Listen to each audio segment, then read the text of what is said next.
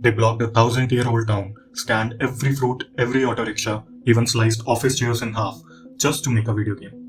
This isn't a Ubisoft project. This is Varun Mayya, India's biggest AI creator, betting his entire company on a game so risky, he admits, if I knew how hard this was, I'd never have done it. But here's why you should care. His company, Aeos Games, is betting everything on Unleash the Avatar, a AAA game so ambitious it could potentially either put India on the global gaming map, rewrite the Ramayana for the Gen Z, or bankrupt a multi-million-dollar company. But here's why this isn't just a game, but also a cultural experiment, a financial gamble, and a potential turning point for the entire Indian gaming industry. Stick around, we're breaking down why they scanned an entire town for a video game, how a modern Ramayana could spark fire in today's India, and the dark truth about what happens if this fails. This video will change how you see Indian gaming forever.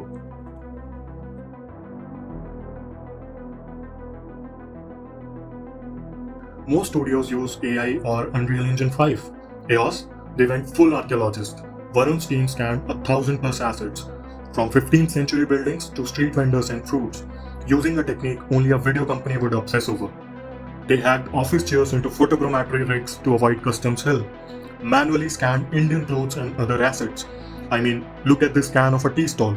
It's simply amazing. All this took months of cleanup. Artists manually fixing broken auto rickshaws and garbage can meshes. Why bother? Well, it's about authenticity, not just graphics. Photogrammetry isn't just about taking photos and calling it a day. It's a sophisticated 3D scanning technique that uses thousands of high-resolution images to recreate hyper-realistic models of objects, buildings, and terrains. Now imagine doing that for temples, street, houses, pillars, artifacts, textures. Well, you get the gist. That's thousands of assets, each needing careful scanning and metadata tagging. And all this effort would just give you raw mesh data, often messy, jagged, and bloated. And this is just the tip of the iceberg. Ubisoft and Rockstar use photogrammetry too, but at global scale. Yes, big studios also use photogrammetry. Rockstar scanned real-life LA for GTA 5. Ubisoft recreated entire cities like Paris for Assassin's Creed Unity. But they do this with hundreds of full-time specialists, dedicated field teams, and multi-million-dollar pipelines. What's different? Aeos Games is trying to do this for the first time, with a team of 40 from India without that industrial infrastructure. They're not buying assets simply because they don't exist for them. They build their own by blocking off a real town and scanning everything themselves. Cultural stakes are much higher for Aeos. When Ubisoft recreates games, they are not dealing with religious reinterpretations. It's architecture, not mythology. Unleash the Avatar is reimagining the Ramayana, one of the India's most sacred texts. That adds a layer of creative risk Ubisoft or Rockstar usually don't face. What if someone's offended? What if we get it wrong? How much freedom is too much? This is a narrative landmine and a bold storytelling experiment at the same time. Let's talk cold hard cash. AAA games cost millions. For context, Cyberpunk earned $316 million US. India's gaming industry, it's worth $4 billion US. But 90% of that is mobile gaming. So why is Aeos gambling on a PC or console game? Varun says this is about pride, but pride doesn't pay bills. If Unleash the Avatar flops, it could scare investors away from AAA projects for years.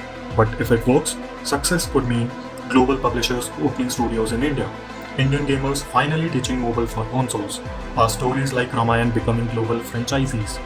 But here's the catch, India's gaming ecosystem isn't ready. We have no AAA talent pipeline, no console culture, and no safety net. This isn't just a game, it's a Hail Mary pass. Now Aeos assembled a super team of 40 developers, some ex-Sony, some ex-Ubisoft. But let's not kid ourselves, 40 people versus 500 plus at Naughty Dog?